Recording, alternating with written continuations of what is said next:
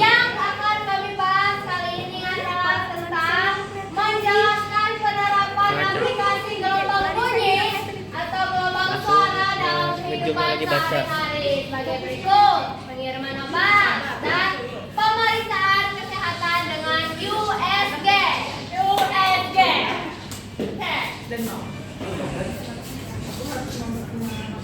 Pengiriman obat. Sonoforesis atau fonoforesis. Sonoforesis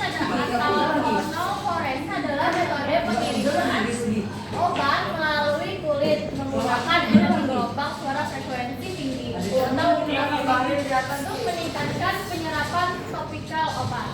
Prinsip kerjanya, gelombang ultrasonik dapat membentuk gelombang kecil di dalam cairan tubuh, menambah bangunan tubuh, keringetan, dan dalam nafas tertentu. Gelombang merah yang menimbulkan aliran mikro serta gaya mekanik yang membantu obat menembus jaringan. Selain itu, gelombang ultrasonik mampu membuat dinding sel menjadi lebih permeabel untuk sementara waktu, sehingga obat atau zat terapi dapat masuk ke dalam sel dengan lebih efektif. Dengan cara ini, efek terapi obat dapat menjadi lebih spesifik dan resiko efek samping pada jaringan lain dapat berkurang.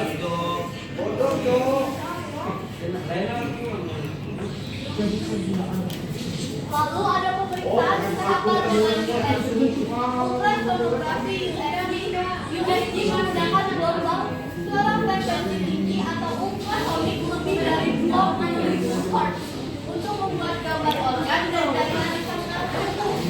Transducer mengirimkan gelombang suara ke dalam tubuh yang dipantulkan oleh jaringan, misalnya antara cairan dan jaringan tulang, dan disebar menjadi gambar di layar monitor. Udah tahu? Berikut adalah berbagai penerapan gelombang bunyi berdasarkan jenis-jenis USG yang umum digunakan dalam dunia medis. Yang pertama ada penerapan USG 2D, menghasilkan gambar hitam putih data untuk melihat struktur organ dalam, ukuran janin atau deteksi adanya kista dan semut. Lalu penerapan USG 3D, mengolah pantulan gelombang suara menjadi gambar tiga dimensi yang lebih detail, misalnya diterapkan untuk melihat anatomi wajah, garis, atau struktur tulang yang lebih detail. Lalu ada penerapan USG 4D, real time, deep dengan tinggi, lalu diterapkan dalam bentuk video bergerak.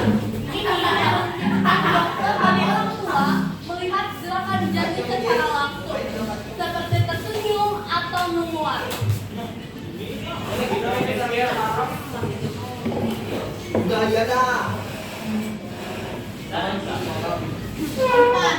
Penerapan USG digunakan khusus untuk mengukur aliran darah di dalam pembuluh darah.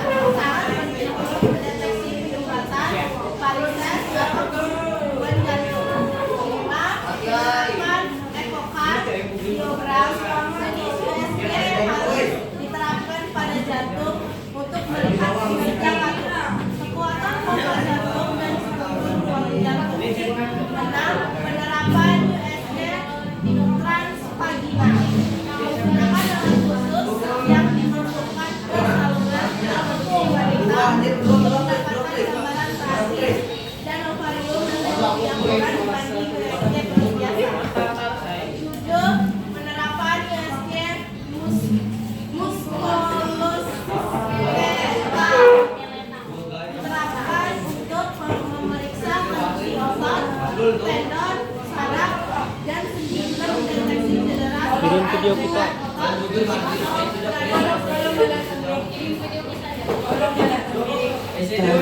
Tadi aku minta. Bukannya HP Imam lah tadi. Lalu dokter akan menuangkan gel Udah kirim link lain. Kirim ke grup. Kirim ke grup. untuk memaksimalkan kerja ultrasonik.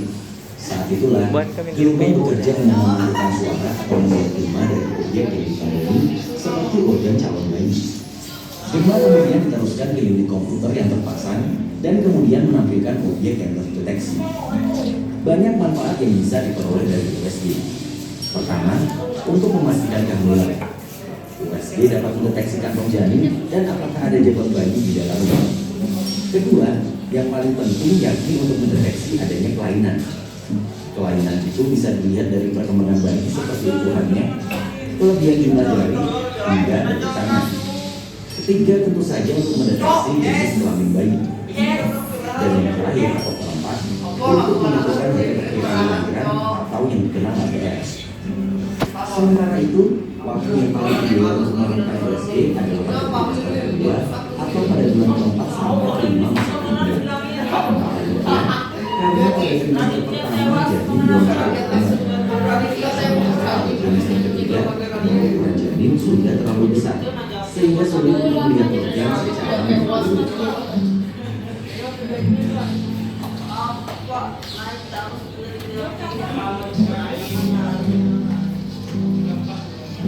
Guys, bisa dilihat di sini gambar proses pengiriman obat.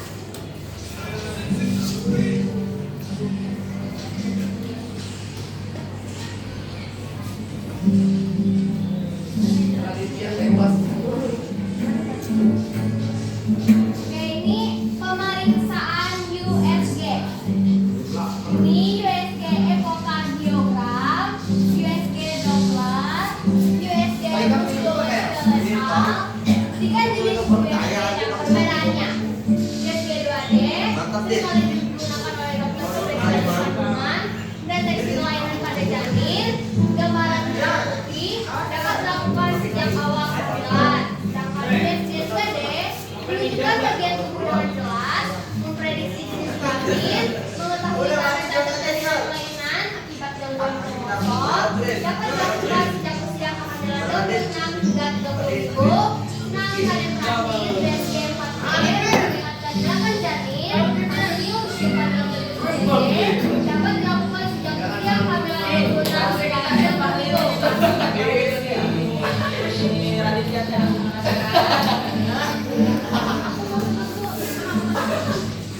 minggu.